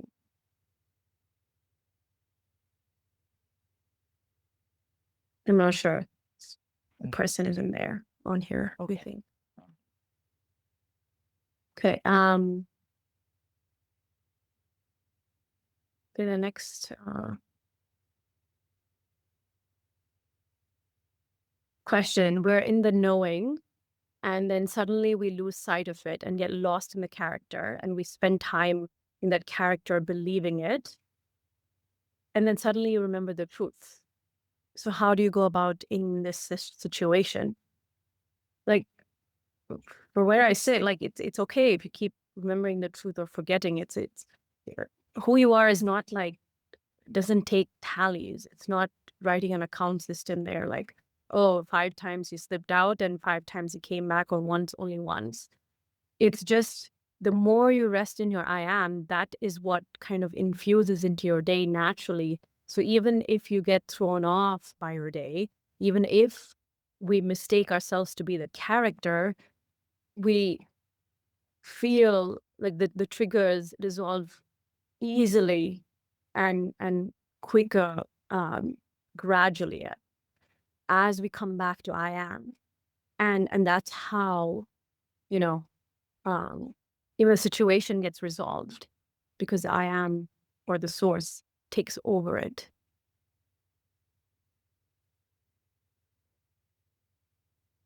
Keep coming back to the question of when you find yourself in that situation, who am I? Who is this I that is triggered or uncomfortable? Who is this I? And just ask the question. You know, the mind will give you an answer. It'll come up with some sort of history, some sort of resume. But you have to understand the mind is working off of this linear uh, timeline with these thoughts that are, that's all the mind is a collaboration of all these thoughts. That's what memories are. So when you try to find the I, as Anila, this is the power, one of the powers of the guided pause is um, she brings you into the now. It's always the now, but she makes you, she gets you to the point where you're seeing it's all unfolding right now. And you can't find the I. This is one of the things that she does. You can never find the I. You can't locate it. It's the I, the personal I, me, doesn't exist. All that exists is I am. But we're showing up as the character. And the more that we realize it's not about getting rid of the character, you just recognize, oh, this is just the character. This is the character reacting. This is the character doing whatever it does. It's that monopoly piece. And you see it for what it is. And personally, I find I laugh at myself or laugh at the personal I a lot. A thought pops up. I'm like, well, where did that thought come from? Right. It's just a thought.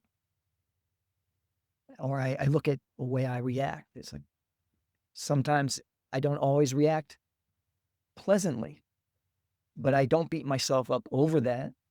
I just realize it's something that had occurred, and I sit back and I go back into the understanding or the knowing, the resting of who I truly am, which is I am. That's the presence.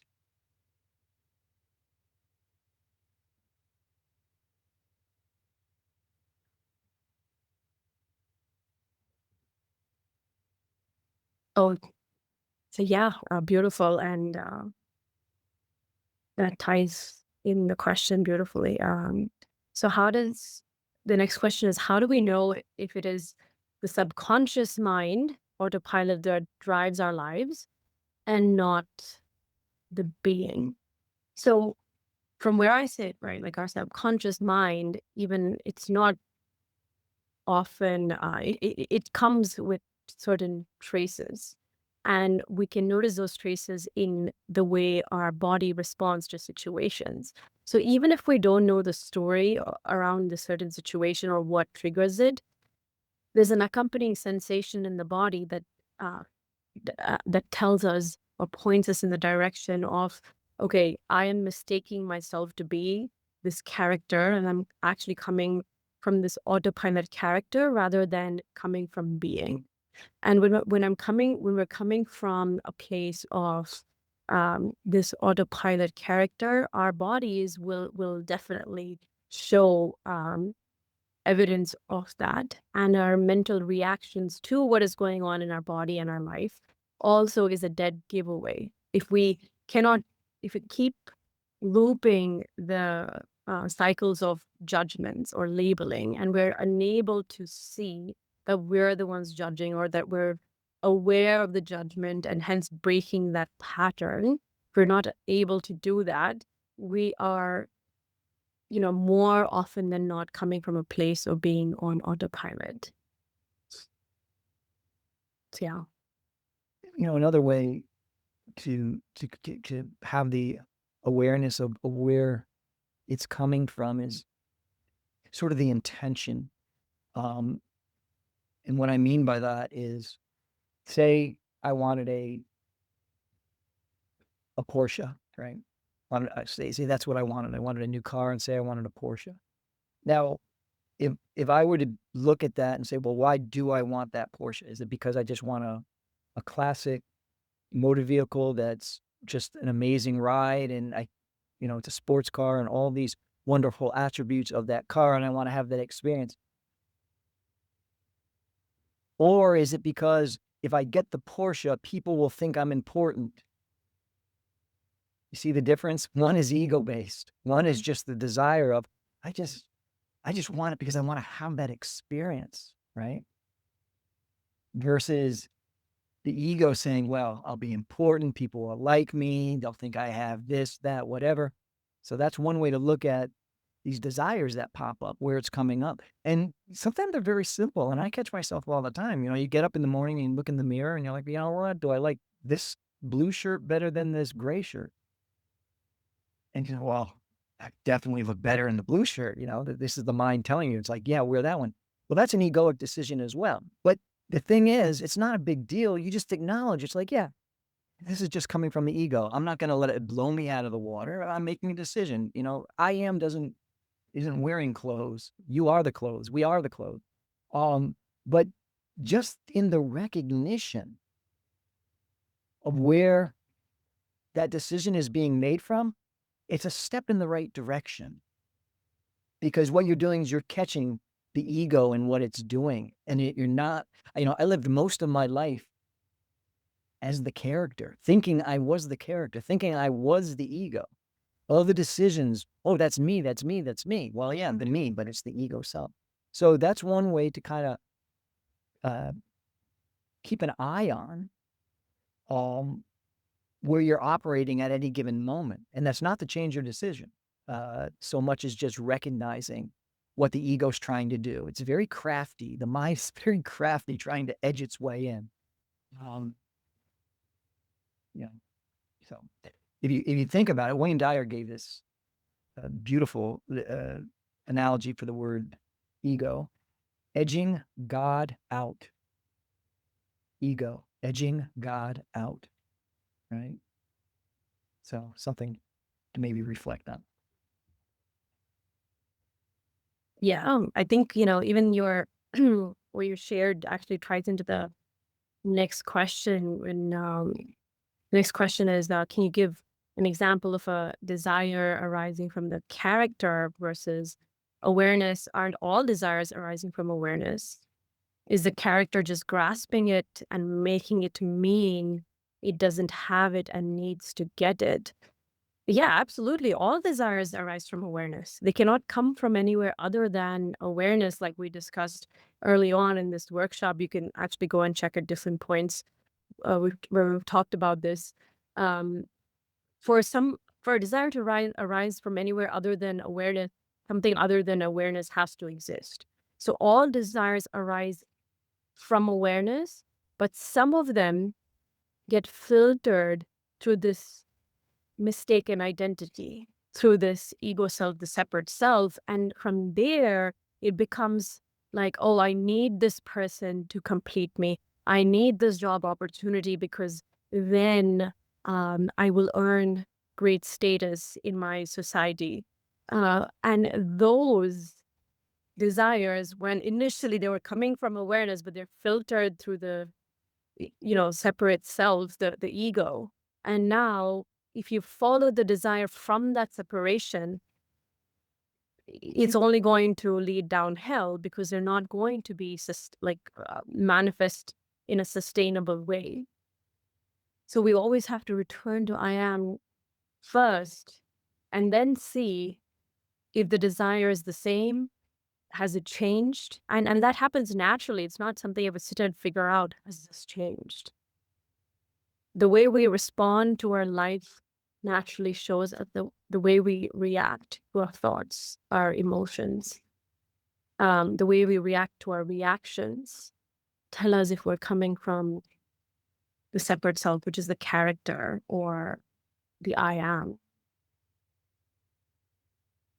So yeah, I hope that helps. Clay, do you want to add something to that? Well, I think that nails it. Unless there's further question attached to the original question. But as you said, you look at what wants to react, and it's always the ego self that wants to react. So what does I am? What is coming from the space of I am? Only observes. There's nothing good or bad from the perspective of I am. It just is. It's the ego that comes in and qualifies something as good or bad, right or wrong. And so it's another way to catch ourselves when the ego is actually trying to take over. What makes this wrong? Like if you look at something, what makes this good? What makes this bad? The ego is going to give you a list. It's got a list. And you get to look at that, and when you really begin to investigate, to see how crafty the ego is, and you just kind of catch the game that it's playing. And for me, that has been one of the biggest things to be aware of the game that's being played. Like I said, I laugh. I don't get upset about it. I just laugh. Yeah, yeah, that sounds about right for sure.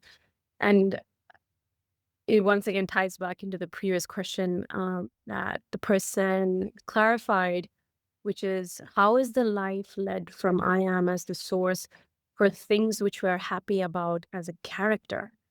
Um, and you can certainly lead your life as, see, we're here in this body mind experience, not to deny ourselves of anything, not to imagine that, oh, this world doesn't exist. No, when they say it doesn't exist, the world doesn't exist, we have to see what it is, that it is awareness. I'm still going to see this iPad. I'm still going to see my hair. I combed, or I applied lipstick or whatever. I changed into this shirt for the workshop. But I'm operating as something that, like, it's coming from a place of inspiration, which is I am.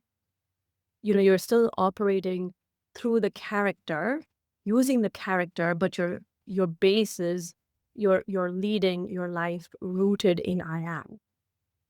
So you can still be happy about doing things as a character, but you just have to see if you're doing things being happy about as a character by believing that you're a character, or you're seeing that the character is simply a role that you're playing and that you're enjoying and you're not getting um, thrown off by it.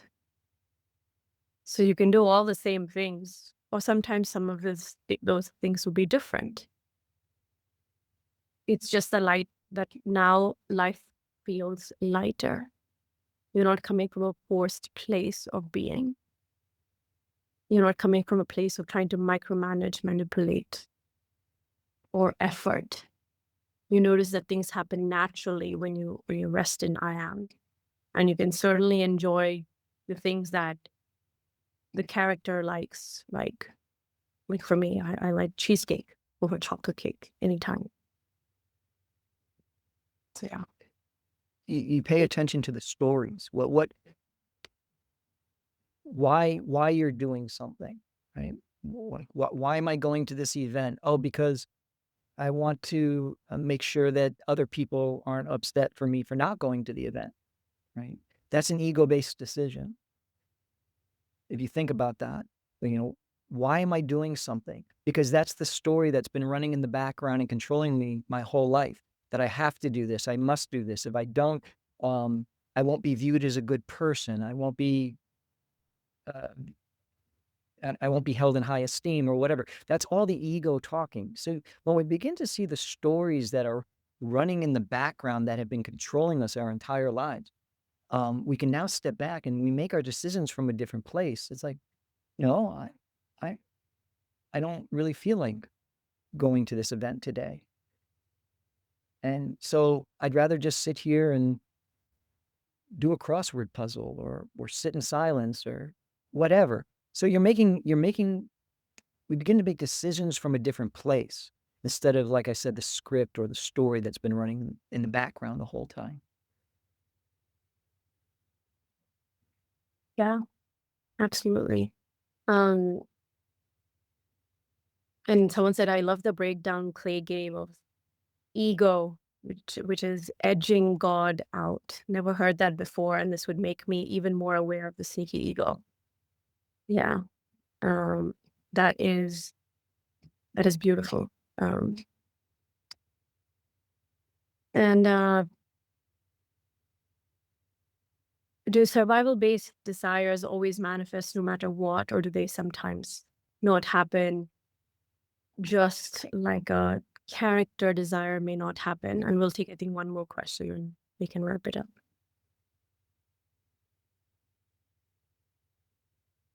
Do you want to take that, Clint? When we say survival based desires, food, shelter, um, some of the quotes that Anila shared today coming from the Bible, and the Bible just being used as a shared reference that many people are aware of. We're not here to validate it historically. Um, but if you look at, the flowers don't worry about the sun not rising, the birds don't worry about there not being enough worms or seeds. All their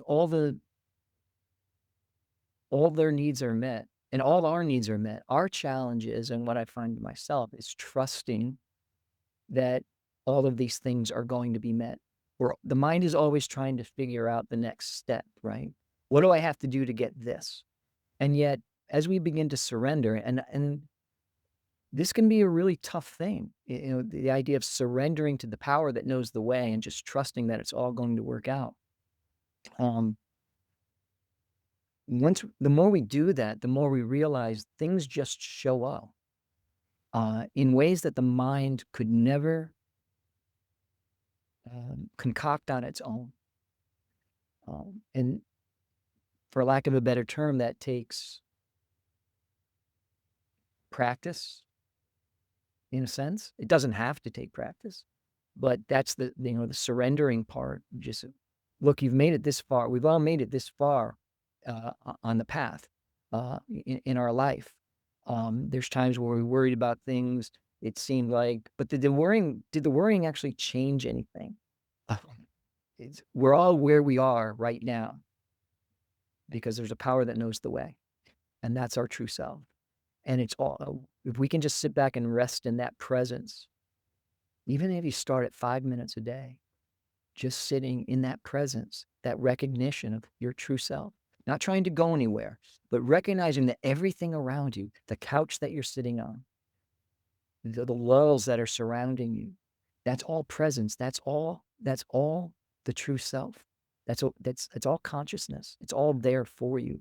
So the more that we're aware that everything is unfolding uh, in a divine way, and we can start letting go. It's not that we don't think about these things. That's not what I'm saying. But we begin to trust. That's what I've found for myself, and that was probably the most difficult thing for me, was actually trying to letting go and trusting that everything was unfolding. Most of my life, I just powered my way through things, and then one day it seemed it just stopped working. Couldn't figure it out. Why aren't these old techniques working anymore? They weren't meant to work anymore. I hope that addresses it in some way for you. Yeah, for sure. I hear you. And we'll take one more question, Claire. Or- Yeah. Okay.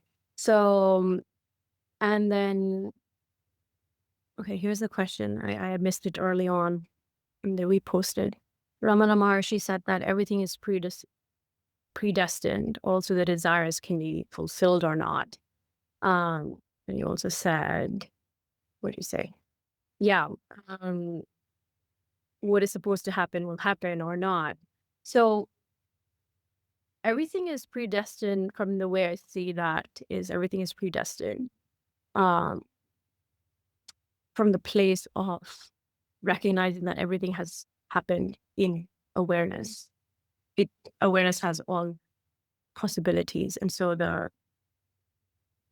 it contains the predestined experience.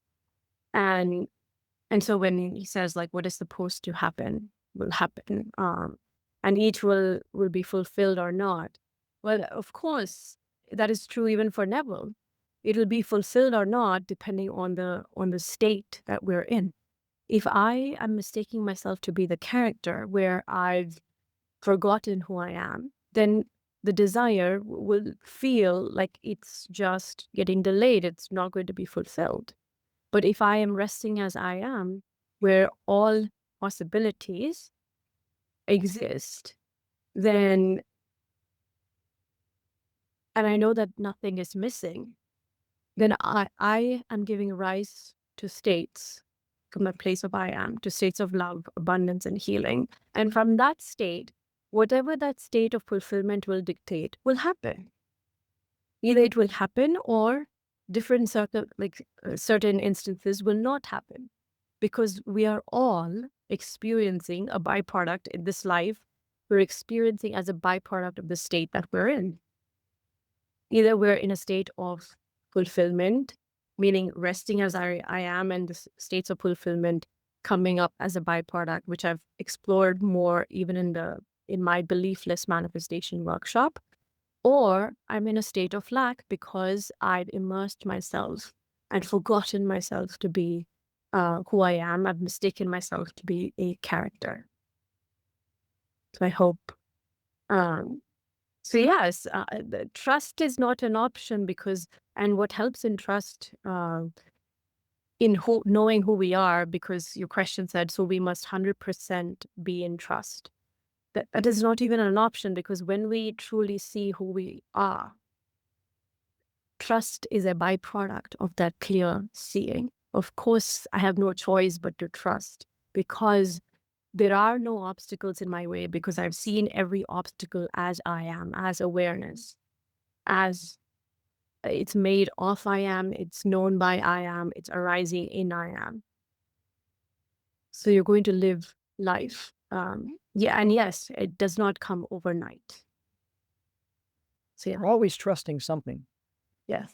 Think about that. We're always trusting something. And the question that I ask myself is, am I trying to trust the ego mind, or am I just trusting in presence?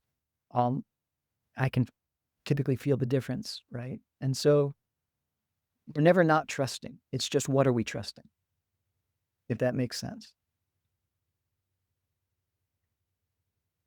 And before I forget too, if anybody who's downloaded the book from I Want to I Am, make sure you get the latest version that's available. Anila has that on her site. Make sure you download that, because there's been some revisions. There was a couple chapters added. Um, so if you want the latest version, it's free. I didn't write the books because I wanted to sell books. I wrote the books. Well, I didn't even write the books. They just somehow showed up. I'm not the doer. So anyway, sorry, Neil. Go ahead. Yeah, no, absolutely. And I'll send you the other exclusive bonus as well, the other book through the email. And don't forget to check out Timeless if you feel like it, because the two audio coaching bonuses only last until Monday, 11:59 p.m. Eastern Standard Time. And I'll also send you a follow-up email regarding that. So I am so, so grateful uh, for you guys, and thank you for taking the time to be here. I really appreciate you being here. All right. And thank you, Clay. Thank you, everybody. Make it a wonderful day.